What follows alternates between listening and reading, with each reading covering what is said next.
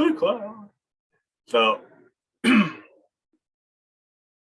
we go to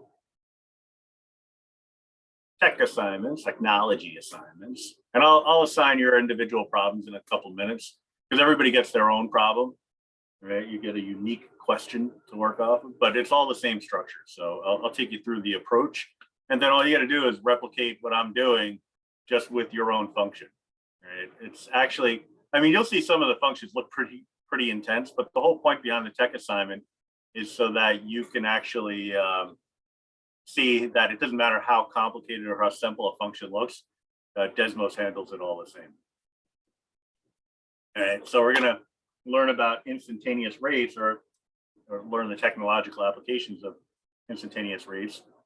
All right, the spiel here that you see is the same as the first technology assignment. And it's designed to familiarize you with technological applications and mathematical content. The first one had to do with weighted functions. I mean, it seemed very indirect, but as we go forward into the second unit, you're going to see that what we did, even though it was related to computing averages, like your grade in the course, the computational aspect of it does tie in with the calculus in kind of an interesting way, right? So, you know, because what people tend to think is that different areas of math are their own little universes, you know, and really it's all interconnected.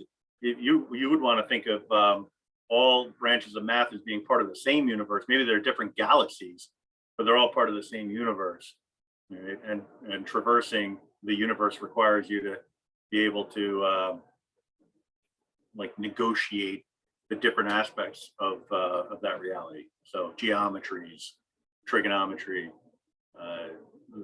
computational stuff like statistics, it all ties together in mathematics.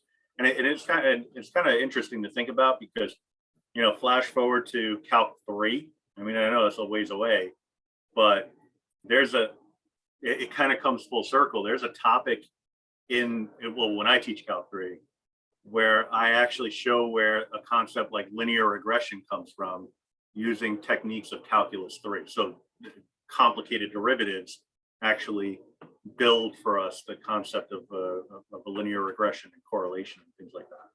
So it does all connect it, even though it doesn't seem that way, right? So you have like I said, the whole spiel. You can click on, well, after I go through the instruction, you'll be able to take a look at it again if you need a recap by clicking on Tech Assignment Overviews Calculus 1. You work through the attached assignments. I'll click on that now. And you see the whole shibbity bangity boom. All right, so you go to desmos.com/calculator and log in or create an account. If you haven't created an account already, you're definitely going to want to do that. Otherwise, you won't be able to save your work. All right. So for the folks who I might be misremembering, hopefully I'm not. I don't recall there being too many issues on recent unit tests in terms of people submitting blank Desmos as their work because they didn't save their work because they didn't have an account. But you can't save your work unless you have an account. All right. It may seem like you can save it, but when you create a share link and send that share link, it comes through blank on the other end, right? Unless you have an account. Right? So the overview video, like I said, will be in there after we go through this. You'd click on the following link. If it's not clickable, you know, I tried to set it up so that it would be clickable, but if it wasn't, then you would just copy and paste it in. All right. I actually need the file here. Here we go. Click happy. I need the file, so I'm going to open the tech assignment a second time.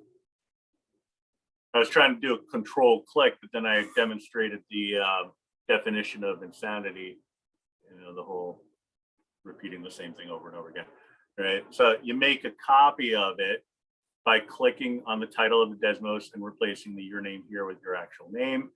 So if you go to the top there, you'll see the title. Well, first log in. All right, so log in. This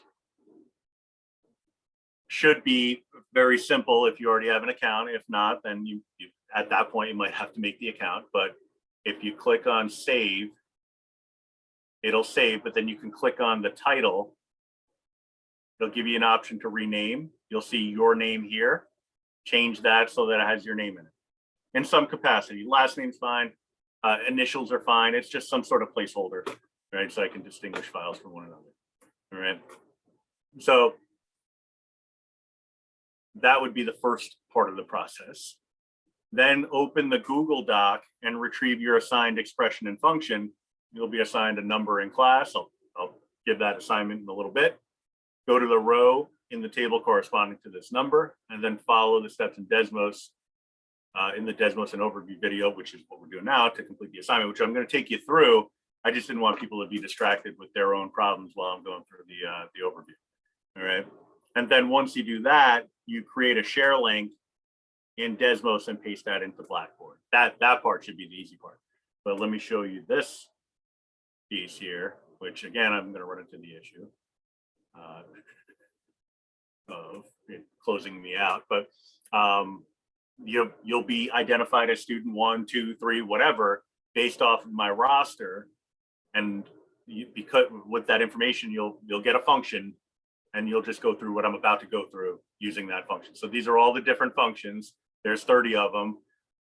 There's at most 30 students in this course at any one time, any semester. So everybody gets a unique problem. All right, something to sink their teeth into. Anyway, I'm going to go to the Desmos. I have a function in here, just f of x equals the ln of x. All right.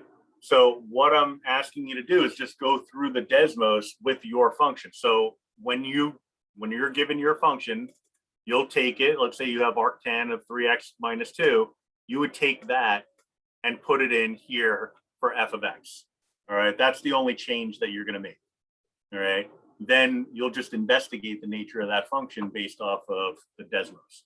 So I'm going to work through with the natural log of x and just show you how it works. All right. So use the sliders below to investigate the slope of the secant line at a variety of x equals a value. So here's my a values. All right.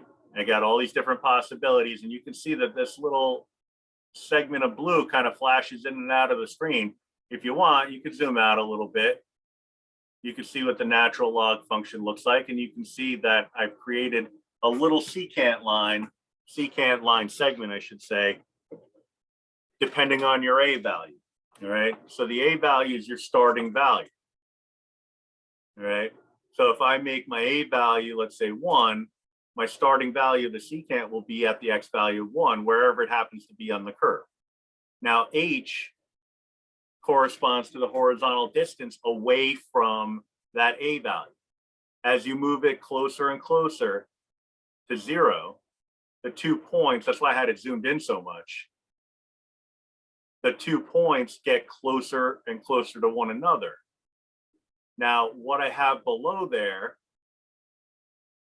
is an indication of the slope of the secant based off of the particular, well, the given function, the particular a and the particular h. All right. Now I have this whole folder of visuals. The visuals just helps you determine, well, not really determine anything. I used it to create all the graphs here. You don't really need it. That's why I have it locked, not locked, but closed up in a folder. So if you wanted to know where all of this stuff came from, you can open that folder. Anything that's attached to those vertical links, the vertical lines that are linked together, would be part of the visuals. So if you wanted to know how to do something like this, you could, but it's not really necessary. All right. So what we're going to do is plot at least 10 a values and their corresponding slope values in the table below. All right. So I'm going to pick an a value to start with. You know, you pick whatever you want, but they have to be unique a values. All right. So I'm just going to try to get my screen so that it can show a little bit more of the Desmos here. So I'm just going to zoom out a little bit. All right, make it a little bit smaller. All right, so I'll start off with something reasonable because the domain for a natural log function, you know, if I really zoom out, is from 0 on to infinity. So I don't want to go with any a values that are negative. You know, it's going to give me undefined. So that's not overly meaningful. So I'll start with something kind of nice. You know, maybe a nice 0.5. All right. And so what I do is I take that a value that I'm deciding on, that 0.5, and I put it in for x. All right, I guess I got to turn my keyboard on. 0.5, put that in for x. All right, that's the x value of, it's going to be the x value of my derivative function. And that's what we're going for here. All right, now the slope between that a value along the graph and a point that has a horizontal distance of 0.1 unit to the right, that slope is 1.823, but I'm looking for the instantaneous rate of change. So what I would want, so I'm bringing it back in a little bit, is I want to move that second point closer to my first point.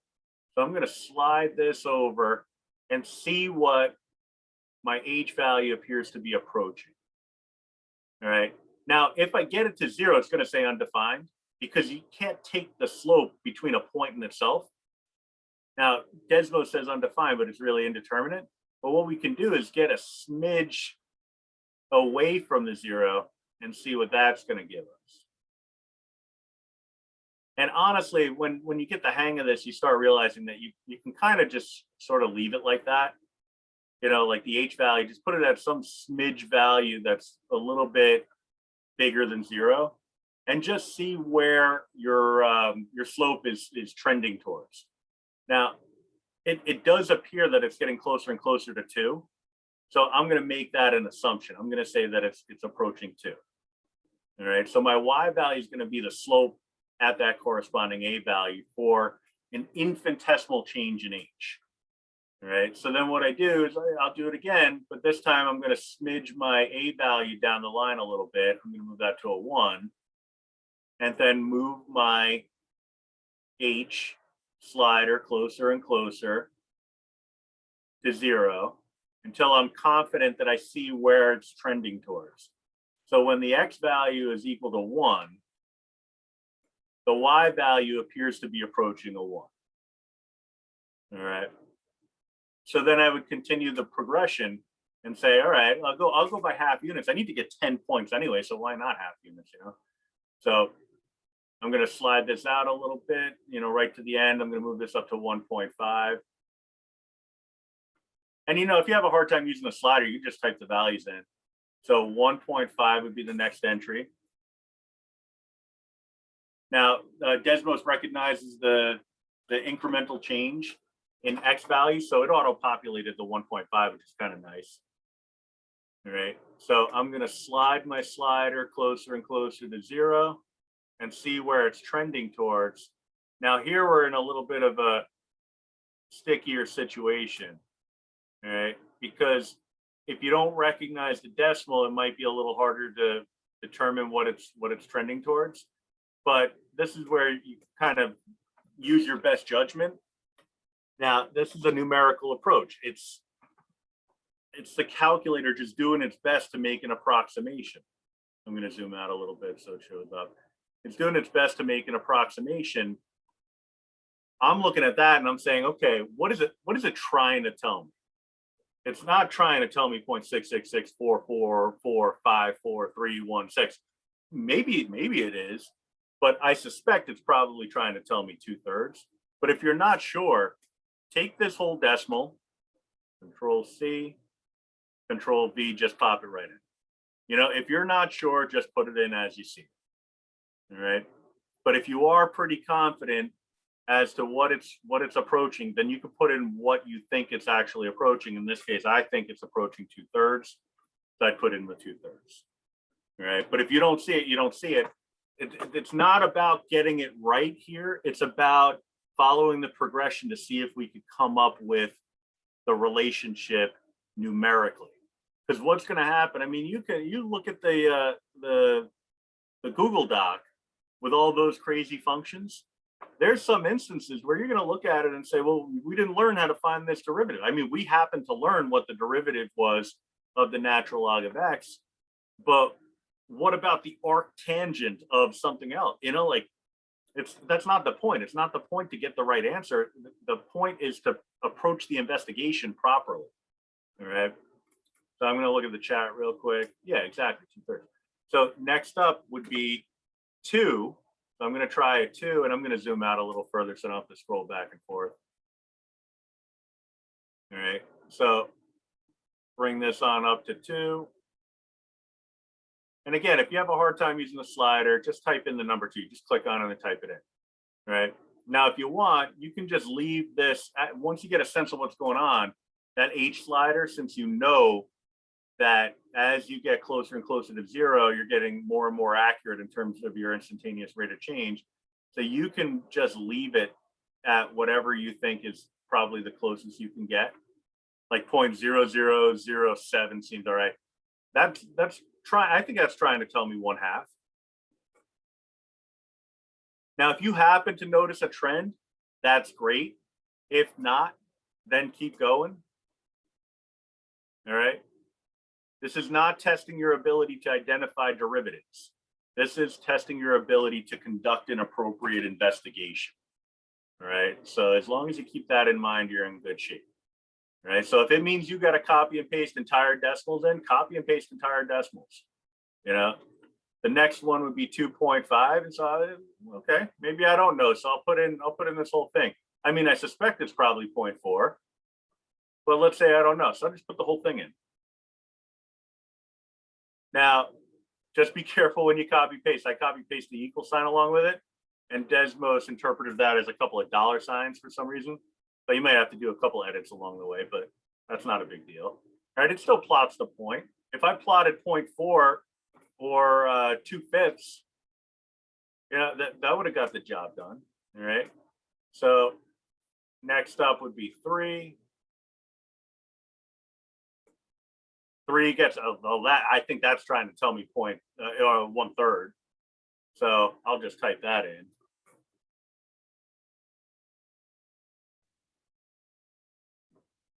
Now you can see here, I mean, I haven't mentioned it, but I think it's pretty obvious that as I type in points here, it's plotting the relationship. It's plotting the relation between X and Y. And that is something that would, if you put in some function, allow you to model this equation or model these points using some sort of known equation. All right. So I have 1, 2, 3, 4, 5, 6. I need 4 more. So let me just boom, boom, boom, boom. And then let's just kind of go lightning round here. 3.5. As I go through this, you probably recognize why you only have one function. You know, like when I assign it, when I give you your function, you'll see why it's only one. It's a fair amount of work. Now, I'm having a hard time getting this to land on a 3.5. So I'm going to give up and I'm just going to type in the 3.5. Click somewhere else and I'll see that okay, now it's giving me some kind of crazy decimal. I'm just going to copy that and put that in. All right. Then I'm going to 4. I mean, I always try the slider first. All right, that worked. I think this is trying to say 0.25. I think that's a safe bet. So I'll write that as 1/4. When I click on it and try to drag it, it kind of hops me around a little bit. So you got to be a little patient. 0.2 repeated probably, but maybe I won't take the chance. I'll just copy paste.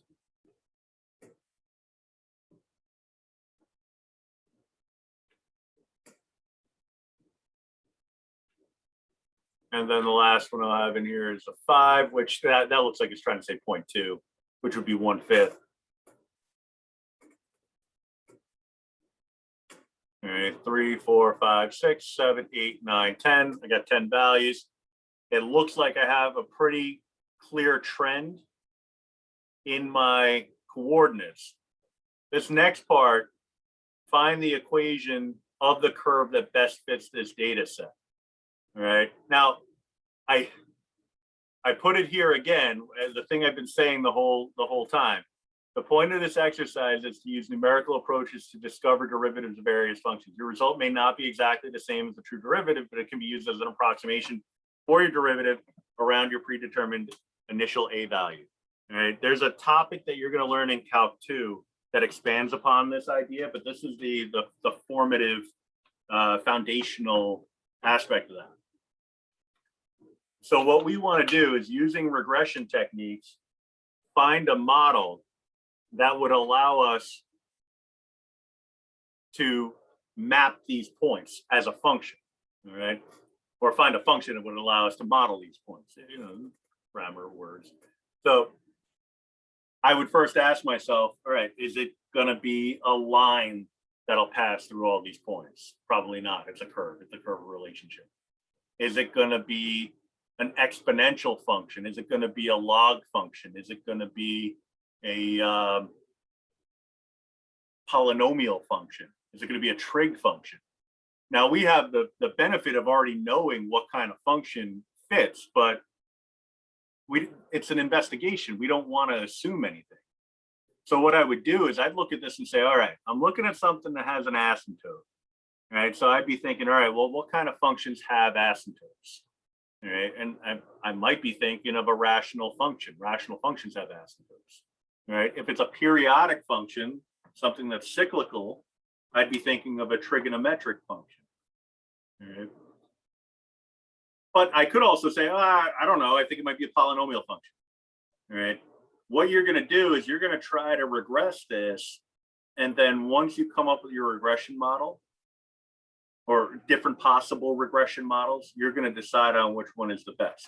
So let me show you some possibilities here, because you might be familiar with how to do this on a TI, but maybe not so much on Desmos.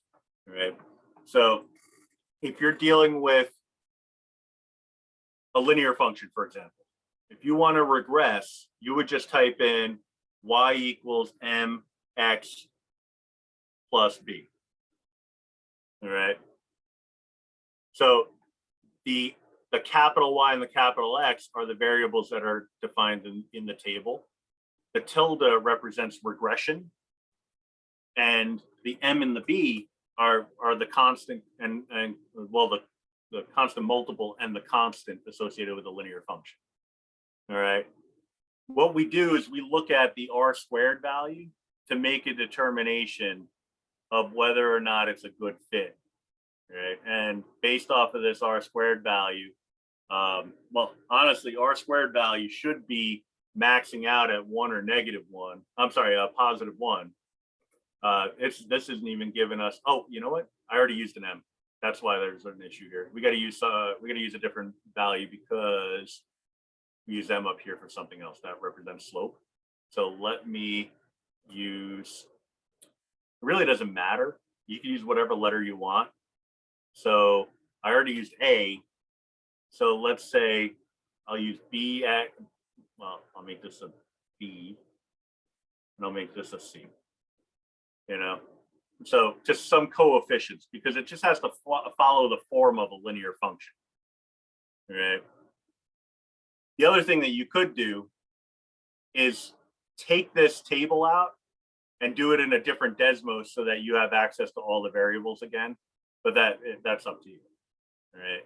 So the thing is, and it's not ideal, but in Desmos, there is no way to like copy and paste a table. Like you could try to like highlight everything and copy it. It doesn't play out. So there's ways to copy entire Desmos, but it's not user friendly. All right. So what we would do here is you'd make some suspicions, I guess. You'd make some conjectures. And I'd say, is it a linear function?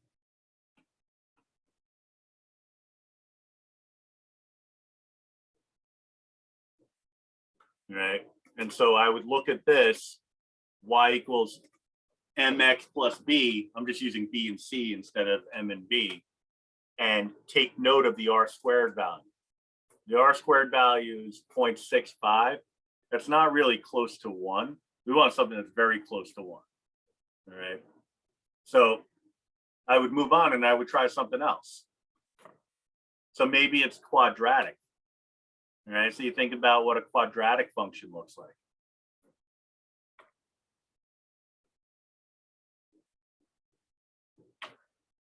All right, so how do we model a quadratic? Well, you got to have a power of 2 in there somewhere.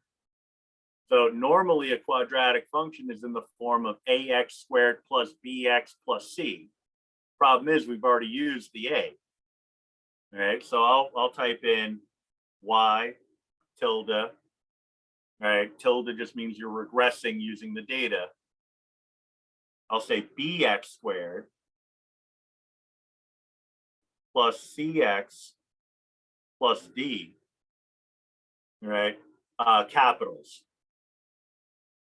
for the x because that's how the data is represented. All right, then I take a look at my r squared value and I see that that's a much better fit. All right, my r squared value is about a 0.9. All right, we want it to be a 1, not quite there, but now what I can say is, all right, well, it's not a linear function. All right, so I turn that one off. All right. Now, if we're looking for an approximation, you might look at this and say, well, that's pretty not bad. I mean, it's not the correct derivative. We talked about derivative of natural log function. Right? We know what it is, but in terms of an approximation of the derivative,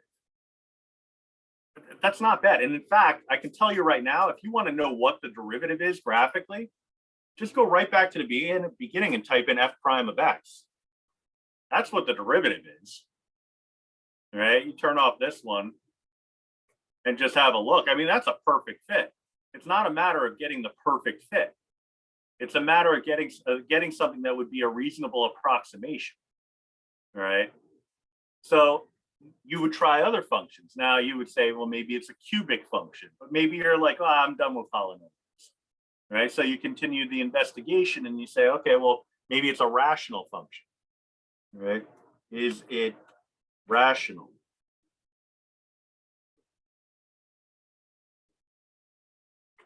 Is it exponential?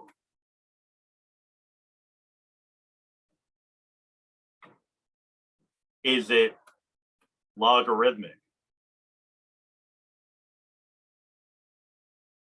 All right. So we'd investigate each of these. And after that, I mean, there's no reason to think that it's trigonometric because I don't see any oscillating nature to the points. So, I wouldn't bother with that.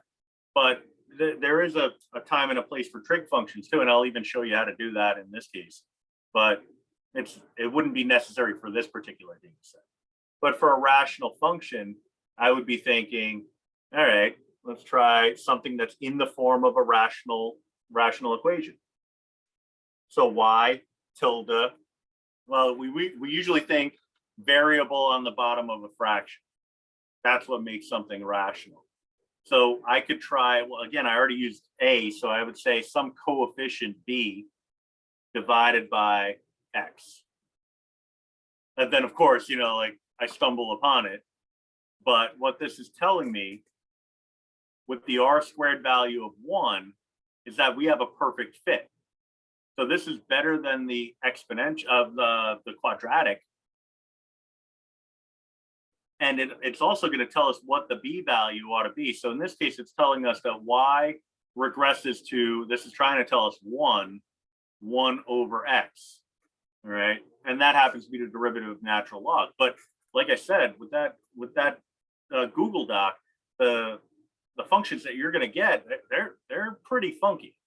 All right. So to be able to come up with a clean function numerically, let's just put it this way. I'm going to be pretty disappointed if I give you something like the arc sine of the natural log of x squared, and you come back with the perfect derivative using this investigation technique, because that's not realistic. What I'm looking for is a very good approximation. All right. So if you magically come up with the correct derivative, that doesn't mean much to me. Right. It's the investigation that I'm looking for. So you will get actually more credit if you come up with a nice quadratic equation to represent your derivative function, even if it's like the most god-awful looking original function, and there's no way the derivative is actually that quadratic. The quadratic could be a good approximation. All right. So I'll go down the line here just to show you, is it exponential? Well, you think about what an exponential function might look like. So y tilde, well, again, I used A, so let's go B times, well, I'm kind of partial to exponential E, so times E raised to the X power. All right. So I'd look at that function, and I'll turn this one off for a second. That's not really that good of a fit based on visual inspection. Forget about the R squared value. Right? It's just not a good looking function. Right? I mean, it grabs a point or two, but it's not enough to be an adequate model. So we would ditch that one. A log function, y tilde b times, we would say, natural log of x. I mean, it's not unheard of for a derivative, for a function to have itself as its own derivative, like e to the x as a derivative of e to the x. But that's not typically how it works for logs. But you can give it a look. This doesn't look like it's capturing many of the points, so I would toss that one, and then I'll throw in, for the sake of completeness, what if it's is it a trig function?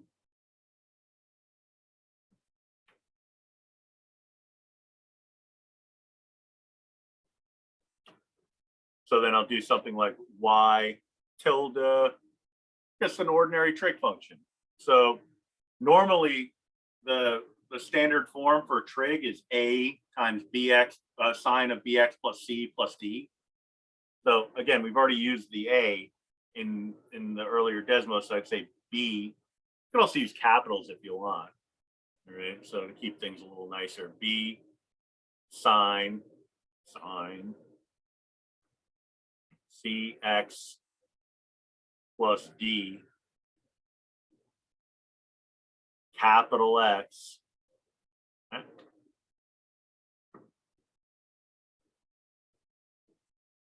And then maybe throw in well, I can't use E because E is Euler's number, 2.718. So maybe I'll throw in an F at the end. All right. So y tilde b sine cx plus d plus f. Oh, I already used f, the function f, so maybe g. All right. So you just got to be careful not to use variables that you've already defined earlier, or constants that you've defined as variables earlier. So what this is saying, I mean, if you're looking at it and you couldn't come across the perfect one, which was the rational function, you might look at the sine function as being not bad, because that's 0.8977. And if you go back to the quadratic case, you get the same result.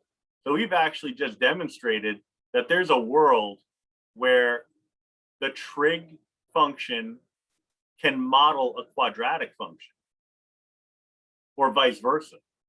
All right. If you're familiar, I mean, it was like way ahead of the game, but if you're familiar with Taylor polynomials and Taylor series, I mean, if not, you will be by the end of Calc 2. This is actually a pretty big deal. All right. But the winner is this one. So I'll turn off the ones that aren't relevant. Now you can see here that we're getting a lot of black graph here that's not relevant because it's outside the domain, but that's not really the point. All right. So if you highlight the winner, that's your derivative model. Ideally, that would be the one at the bottom, because you want the investigation to culminate with the winner. So that's what I would do. I just kind of move things down to the bottom, show the failed attempts, at least a couple of failed attempts along the way.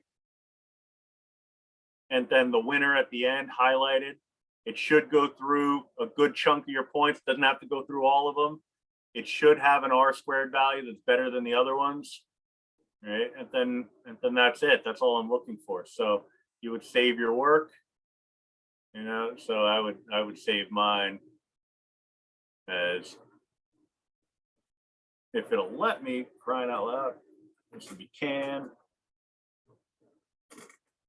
I'd save that, create a share link, share your graph.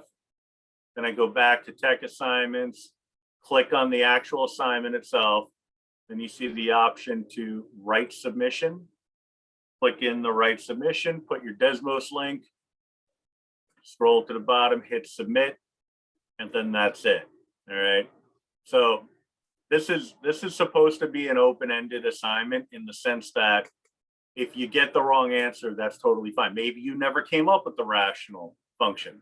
So maybe you got to this point and you said, oh, I don't know, which one's the best? I got a 0.8977 here. I got a 0.8977 here. This one's simpler, so I'll go with the simpler one. Like if you conclude that it's a quadratic function and you have reasonable justification, that's perfectly fine. All right. So hopefully people are hearing what I'm saying, because I don't want people to get bad grades on this because they're not aware of what the rules are of this this assignment. All right. So let me stop the recording there.